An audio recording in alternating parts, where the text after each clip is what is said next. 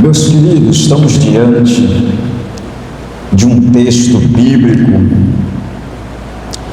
na qual é um texto conhecido desde a fundação do mundo e desde a fundação da terra, sobre a vinda do Messias.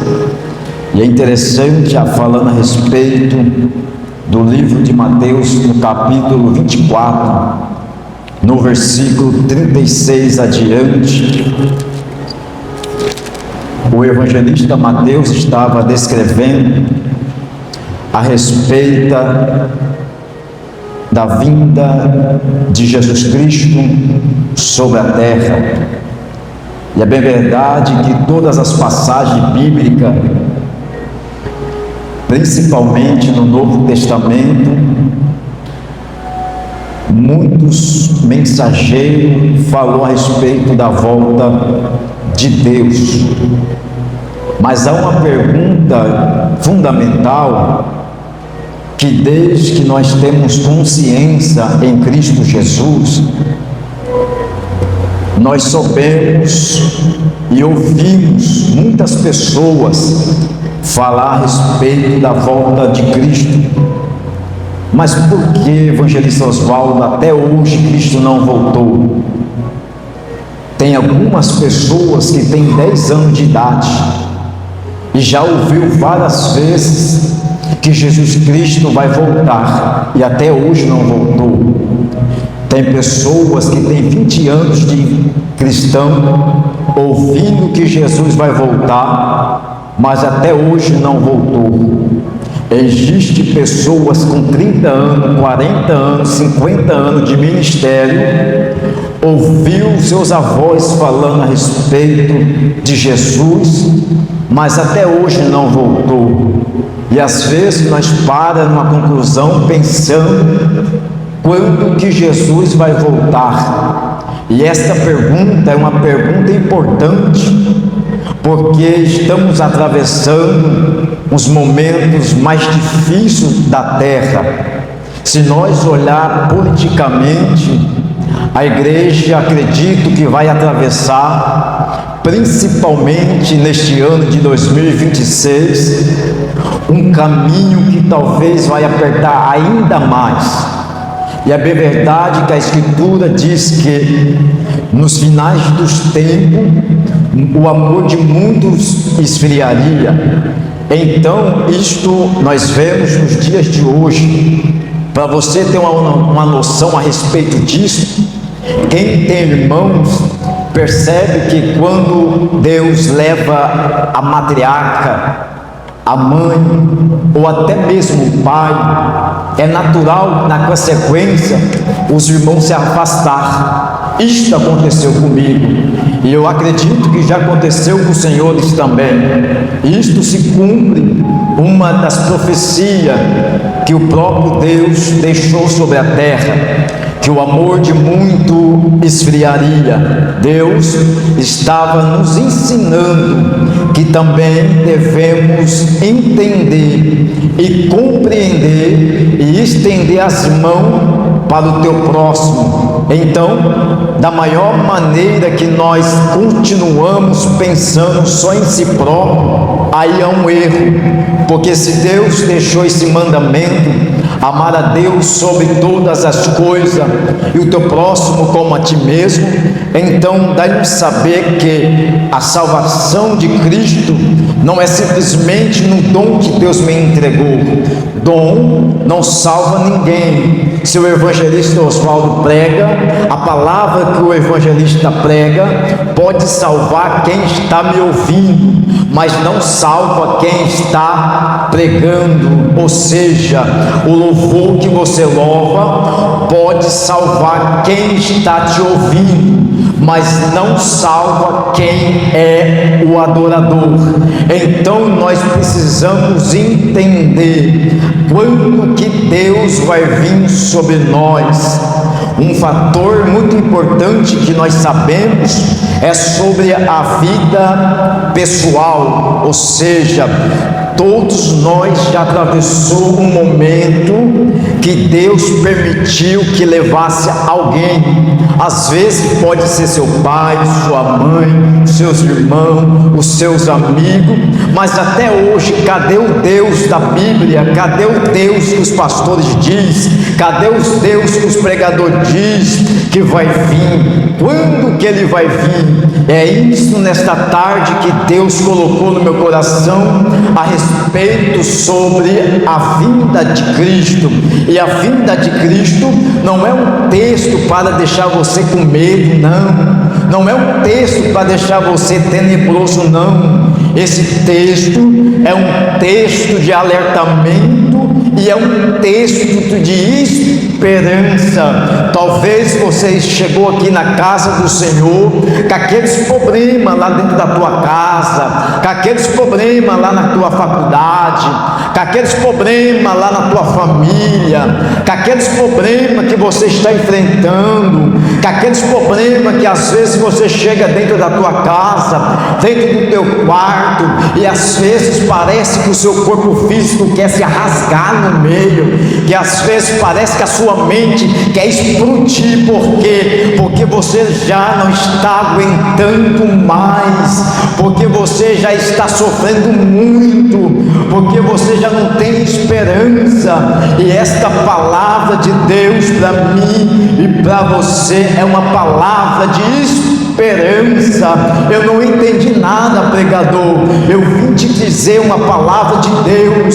Se Deus ainda não realizar o que tem que realizar na tua vida, pode ter certeza que o maior presente que eu e você vai ter é a coroa da vida que Deus preparou. Ou seja, se Deus ainda não te curar ainda este ano, ou se Deus não te curar ainda sobre a terra, pode ter certeza que depois que os teus olhos fecham, o Espírito parte para Deus e a sua alma parte para a eternidade. Aquela lepra, aquela doença fica sobre a terra e o seu corpo é automaticamente transformado em um corpo de glória. Se você não pegou, eu vou repetir: se Deus ainda não te curar sobre a terra, pode ter certeza que ainda há uma esperança no céu. E no céu não tem doença, no céu não tem fome, no céu não tem dor. Então você tem que se alegrar, você tem que ficar feliz. Por quê? Porque nem todo mundo vai ser próspero na terra, nem todo mundo vai andar de carro 0 quilômetro, nem todo mundo vai ter uma casa boa, Diácono Eleandro, nem todo mundo vai viver bem. Mas nós precisamos entender: se Deus me fornecer, amém, mas se Deus não me fornecer sobre a terra, amém também. O importante o que é? O importante é nosso nome estiver escrito no livro da vida. Alegra o vosso coração, volta a sorrir. Não pensa que tudo acabou, não pensa que tudo é um fracasso, não pensa que Deus está ainda sobre a tua vida. Entenda uma coisa: Deus quer te salvar. Não importa a maneira que você começou, o importante é que a igreja vai subir. E se depender de mim, eu quero ser o primeiro a subir. Quem é o segundo nesta noite?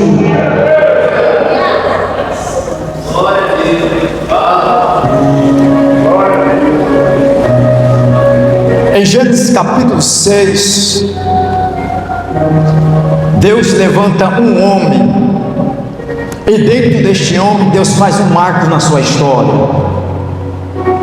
No versículo 6, havia passado 3 gerações. A primeira geração de Adão e Eva, na qual Adão e Eva decepcionou o Criador. E Deus resolve mais uma vez apostar em mim e você. E o projeto de Deus é que nós sempre vivêssemos bem. E o projeto de Deus é que eu e você vivêssemos em paz. E Deus mais uma vez volta a confiar no ser humano, levantando Abraão no capítulo 12. O projeto de Deus é que nós permanecêssemos sobre a terra em paz, em harmonia e felicidade. E entendemos que no capítulo 12 o problema não estava em Deus, no Criador. O problema sempre foi o ser humano e as suas atitudes. E o povo mais uma vez resolve a decepcionar a Deus. E no capítulo 6, pela terceira vez, Deus resolve apostar em mim e você. E Deus levanta Noé para uma obra missionária como ninguém fez na terra. E isto é tão bom e interessante, que isto vai se cumprir no versículo 13, dizendo: Noé, o fim de toda a carne vindo perante a minha face, porque esta terra está cheia de violência, e eu vos desfararei contra esta terra. Estou te dando uma missão, Noé. Fazei-vos uma arca de madeira. E no versículo 14, Deus entrega a Noé toda a estrutura, tanto da engenharia e tanto do projeto e tanto da arquitetura para Noé. Somente Noé poderia executar esse projeto de Deus, porque a intenção de Deus não é salvar a família de Noé no momento. A intenção de Deus é cuidar e zelar das gerações que viriam na frente. Então, interessante que isso se cumpriu lá atrás e ainda se cumpre nos dias de hoje. Então isso dá de saber que da mesma maneira que Deus escolheu Noé e entregou esse projeto na mão de Noé, e entregou a engenharia na mão de Noé, e entregou a arquitetura na mão de Noé, e entregou a sabedoria divina na mão de Noé, é da mesma maneira que Deus me levantou e levantou você. Por quê? Porque ainda na frente tem uma geração que ainda espera a palavra de Deus. No versículo 17, Deus estava irado contra esse povo, e é natural, a ira de Deus tem dois fundamentos. Primeiro fundamento, desobediência.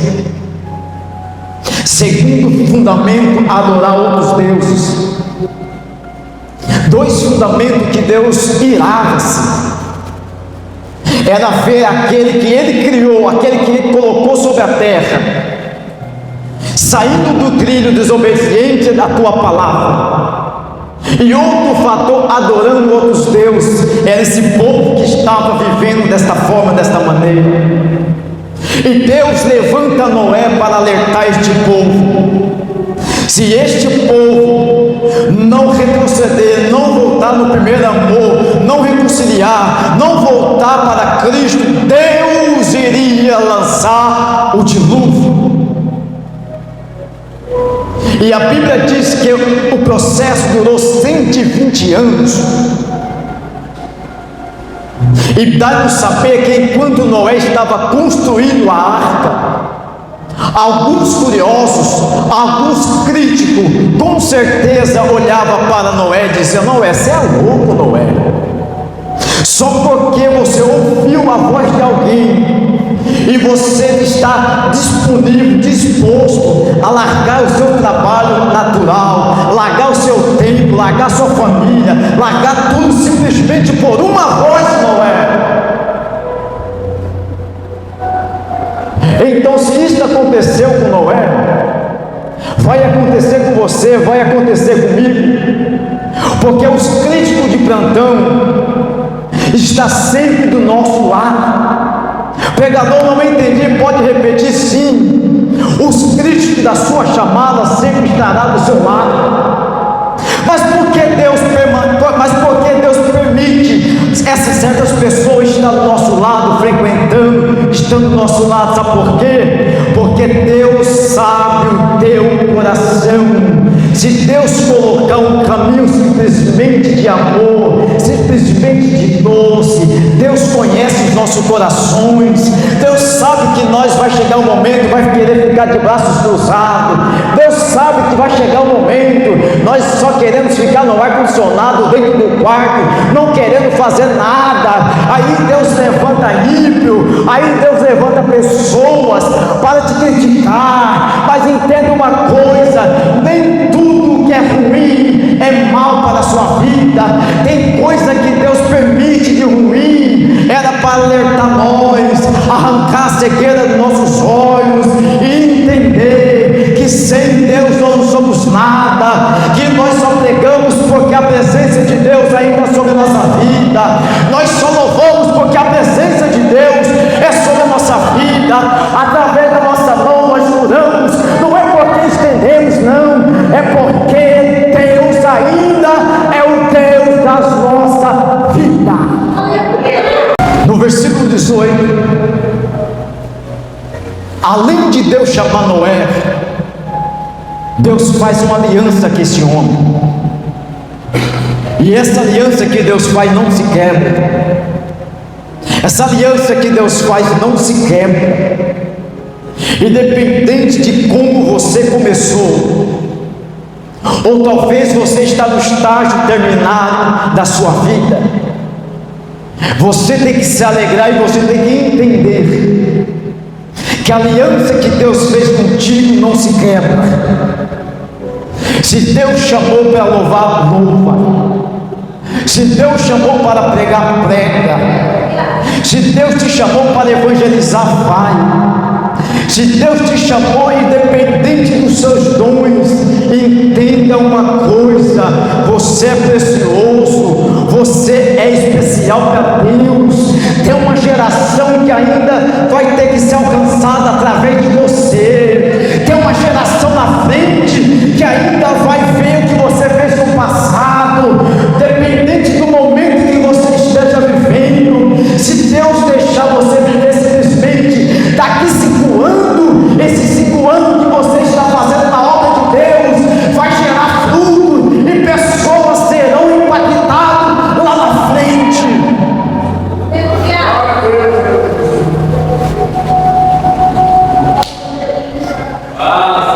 Tem uma geração que te espera. A verdade, eu não sei quanto tempo Deus vai me permitir sobre a terra, e eu sei que não é muito tempo, e também sei que os senhores não vão viver muito tempo sobre a terra. Aqueles que estavam em 2025 nesta hora já desceu a sepultura faz hora. Quantas pessoas não virou a virada do ano?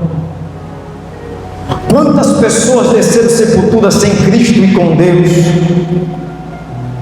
Então eu quero que os senhores redobrem a sua atenção a respeito desse contexto, que é um contexto muito interessante e magnífico,